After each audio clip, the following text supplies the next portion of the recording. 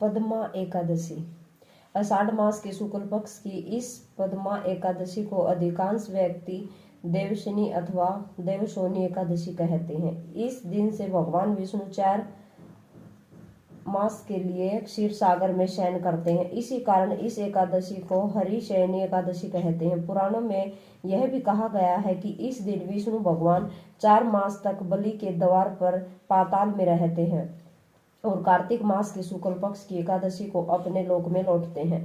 इन 4 महीनों में भगवान विष्णु के क्षीर सागर में शयन अथवा पाताल में निवास करने के कारण ही विवाह आदि कोई शुभ कार्य नहीं होते।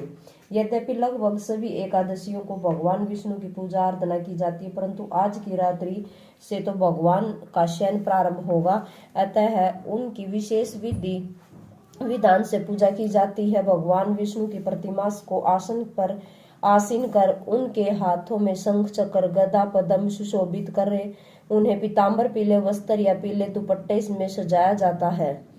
पंचामृत से स्नान कराकर तत्पश्चात भगवान की धूप दीप पुष्प इत्यादि से पूजा कर धृत दीपक से आरती उतारी जाती है।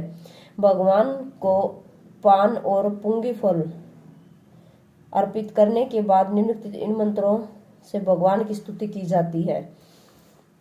धर्मराज युधिष्ठिर ने श्री कृष्ण से पूछा, हे जनार्दन, आषाढ़ शुक्ला एकादशी का क्या नाम है? इस व्रत के करने की विधि क्या है और किस देवता का पूजन किया जाता है? श्री कृष्ण कहने लगे, हे युधिष्ठिर, एक समय नारद जी ने ब्रह्मा जी से यह प्रश्न किया था कि तब समय ब्रह्मा जी ने उत्तर दिया था कि हे नारद, तुमने कलियुगी जीवों के उद्धार हेतु प्रश्न किया है, क्योंकि एकादशी व्रत सब व्रतों में श्रेष्ठ है। इस व्रत से समस्त पाप नष्ट हो जाते हैं और जो व्यक्ति इस व्रत को नहीं करते वे नरकगामी होते हैं। सभी एकादशियों के व्रत श्रेष्ठ है और उनके करने से भगवान विष्णु प्रसन्न होते हैं, परंतु उन सब में भी आषाढ़ मास के शुक्ल पक्ष की यह एकादशी तो सबसे अधिक पुण्य प्रदायक है।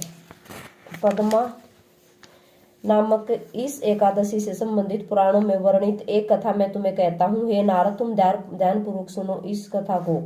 सतयुग में मादंता नाम एक सूर्यवंशी राजा था जो सत्यवादी और महान प्रतापी था। वह प्रजा का पुत्र की तरह पालन किया करता था। उसकी प्रजा धन धान्य से भरपूर और सुखी थी।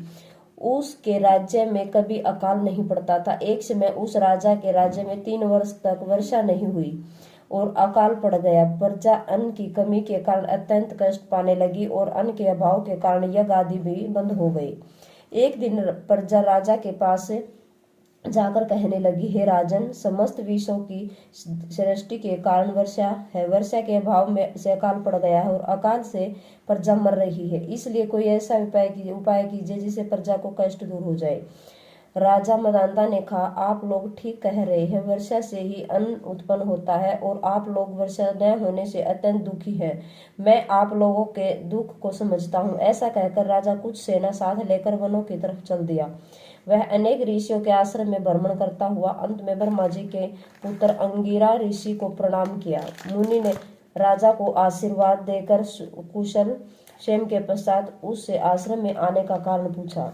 राजा ने हाथ जोड़कर विनती भाव से कहा, भगवान, सब प्रकार से धर्म का पालन करने पर भी मेरे राज्य में अकाल पड़ गया है। इससे प्रजा अत्यंत दुखी है। राजा के पापों से प्रजा को कष्ट मिलता है, ऐसा शास्त्रों में लिखा है।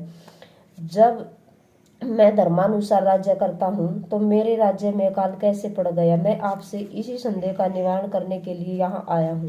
कृपया करके मेरे संदेह का निवारण कीजिए, साथ ही प्रजा के कष्ट को दूर करने का कोई उपाय भी बतलाइए। राजा की यह बातें सुनकर महर्षि अंगिरा ने कहा, हे राजन, यह सतयुग सब युगों से में उत्तम है। इसमें धर्म के चारों चरण उपस्थित हैं, अर्थात इस युग में धर्म के सबसे अधिक उन्नति है। लोग ब्रह्मा की उपासना करते हैं और ब्राह्मणों को ही केवल वेद पढ़ने तथा तप करने का अधिकार है, परंतु आपके राज्य में एक शूद्र तपस्या कर रहा है। इसी दोष के कारण आपके राज्य में वर्षा नहीं हो रही है। इसलिए यदि आप प्रजा का भला चाहते हैं तो उस शूद्र का वध कर दो। राजा ने कहा, महाराज, मैं उस निरपराध तपस्या करने वाले शूद्र को किस तरह मार सकता हूँ? आप इस दोष से छूटने का कोई अन्य उपाय बताइए।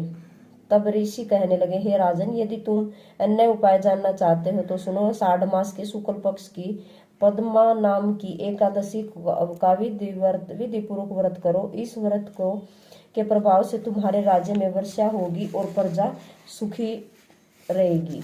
इस एकादशी का व्रत इस सिद्धियों को देने वाला है और उपद्रवों को शांत करने वाला है। अतएव प्रजा सेवकों तथा मंत्रियों सहित तुम इस व्रत को करो। मुनि के वचन सुनकर राजा अपने नगर वापस आ गया और विधि पूर्वक पद्मा एकादशी का व्रत किया। उस व्रत के प्रभाव से वर्षा हुई और प्रजा को सुख पहुंचा। इस पद्मा एकादशी का व्रत सभी मनुष्यों को करना चाहिए, क्योंकि यह व्रत इस लोक में भोग और परलोक में भी मुक्ति को देने वाला है। इस कथा के पढ़ने व सुनने मात्र से ही मनुष्य के समस्त पाप नष्ट हो जाते हैं। बोलो विष्णु भगवान की जय हो।